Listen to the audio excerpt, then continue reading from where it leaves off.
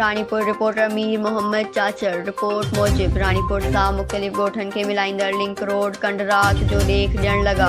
PS-30 लाइ जारी थियल बजट कहिड़ी कबाड़ खाने में वई, अवाम मीडिया अॻियां शिकायतुनि जा दफ़्तर खोले छॾिया। रिपोर्ट मूजिब रानीपुर सां मुख़्तलिफ़ ॻोठनि खे मिलाईंदड़ लिंक रोड कंडरात में तब्दील थी विया।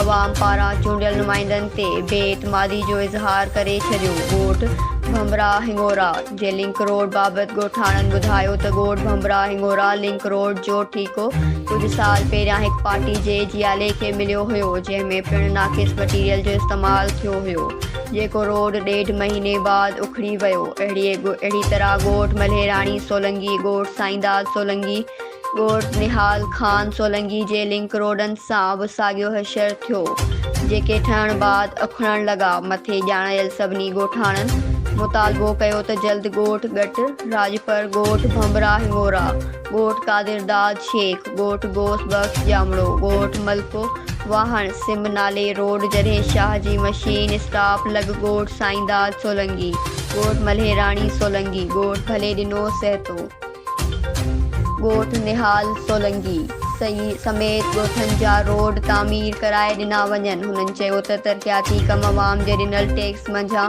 थींदा आहिनि। उन्हनि पैसनि में असां पोरियतुनि जे पघर जी ख़ुशबू समायल आहे। उन मौक़े ते ॻोठाणनि MNA MPM खां मुतालबो कयो त ॼाणायल ॻोठनि जे रोडनि जे नएं सर तामीर कराई वञे। ॿी सूरत में पुरअमन एहतजाज जारी रहंदो, जंहिं जो असां हक़ रखूं था। News Sindh express news Ranipur.